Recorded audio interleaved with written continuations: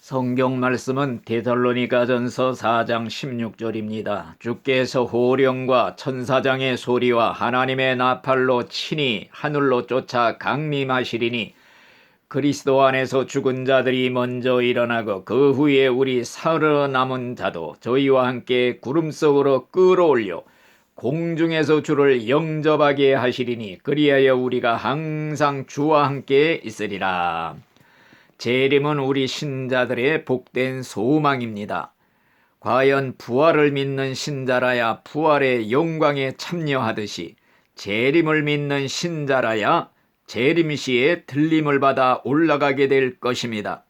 예수님 재림의 날에 다 들림받아 올라가고 있는데 만일에 여러분들이 들림받아 올라가지 못했다면 얼마나 안타까운 일이 될 것입니까?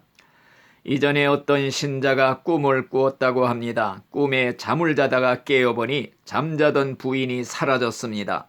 건너방에 가보니 아들 부부도 사라졌습니다. 큰일 났구나 생각하고 교회로 달려가 보니 교인들이 몰려와 목사님을 둘러싸고 멱살을 잡고 욕을 하고 있더랍니다.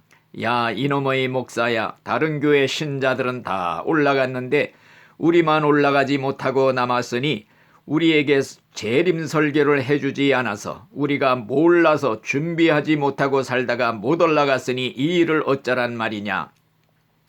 한참 소동을 일으키는 중에 깨어보니 꿈이었다고 합니다.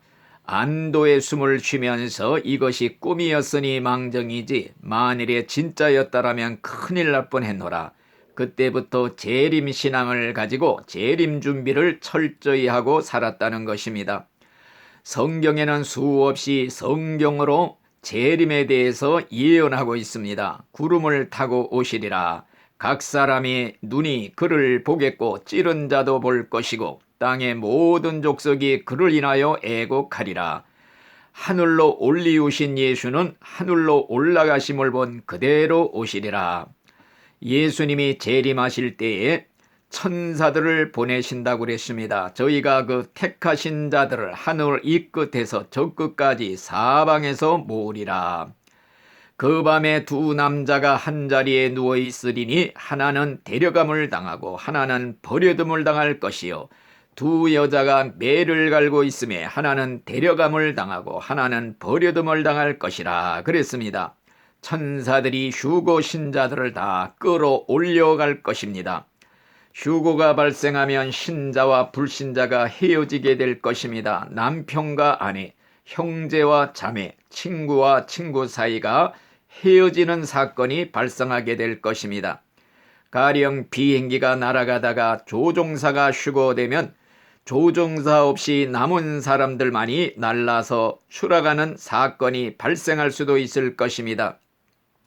기차가 달려가다가 기관사를 포함한 신자들이 휴거가 되면 기관사 없는 기차가 그만이야 파멸을 향해 질주하는 모습도 상상할 수가 있을 것입니다.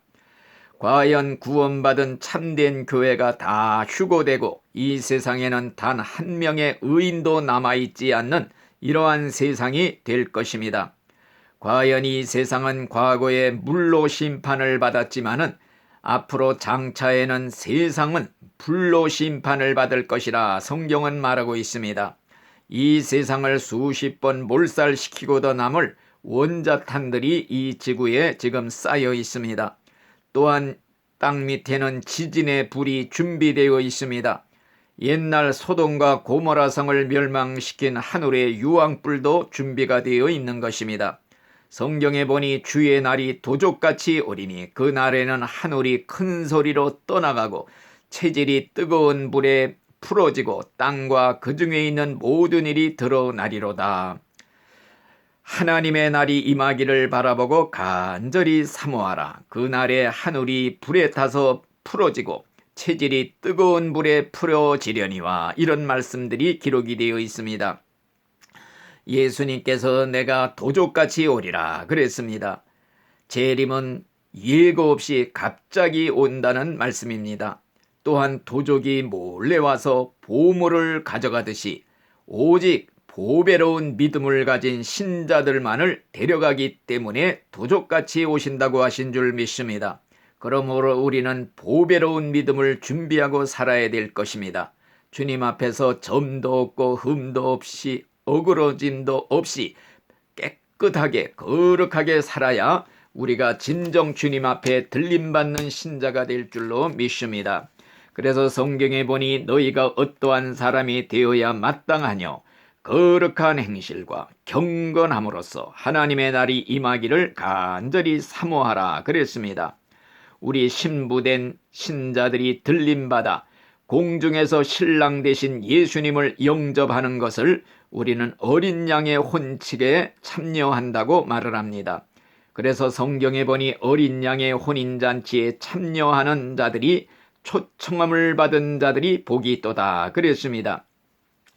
과연 어린 양의 신부의 특징은 최고로 깨끗한 세마포 옷을 입었다고 그랬습니다. 혼인잔치에 참여할 자격자는 정결한 그리스도의 신부가 되어야만이 들림받아 혼인잔치에 들어갈 수가 있는 것입니다. 그리스도의 피로서 두루마기를 빠는 자들이 되어야 하는 것입니다. 다시 말하면 회개함으로써 거룩함의 예복을 입은 자들만이 혼인잔치에 들어가게 될 줄로 믿습니다. 그래서 등과 기름이 준비된 자들이 혼인잔치에 들어간다고 말을 했습니다. 믿는다고 말만 하면서도 거룩하게 살지 않는 자들은 모두가 다 등은 가지고 있으되 기름이 없는 껍데기 신자들이라는 것을 기억을 해야 될 것입니다. 오직 믿음만을 주장하면서 등과 같은 믿음만 가지면 다 된 줄로 생각하고 적당히 죄를 지어도 하나님은 사랑의 하나님이시니 모든 사소한 죄들은 다 애교로 받아주실 것이다. 이렇게 죄를 허용하고 사는 신자들은 그날에 낭패를 당하게 될 것입니다. 아나니아 삽비라 부부처럼 믿으면서도 적당히 거짓말을 하면서 믿는 신자들이 얼마나 많습니까? 결혼을 한 사람 중에서도 간음하는 자들이 얼마나 많습니까? 낙태 수술을 하고서도 이것이 살인죄인지도 모르고 사는 자들이 얼마나 많습니까?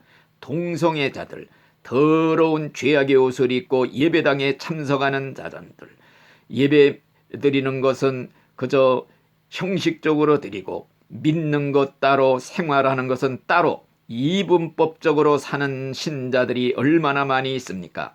그리스도의 신부라고 하면서 생활은 마귀와 동거 생활하는 신자들이 얼마나 많습니까? 이런 사람들은 다 등만 가지고 기름이 없는 미련한 다섯 처녀와 같이 혼인잔치에 들어가지 못하고 쫓겨나는 신세가 될 것입니다. 그렇기 때문에 재림 준비는 오직 세마포를 준비하는 것입니다. 세마포는 성도들의 옳은 행실이라고 그랬습니다. 거룩함의 예복을 입고 살다가 올라가야 될 줄로 믿습니다. 천국 들어가는 자의 자격자 오직 거룩한 생활을 힘쓰다가 천국까지 무사히 올라가는 모든 신자들이 되시기를 간절히 바라는 것입니다. 아멘.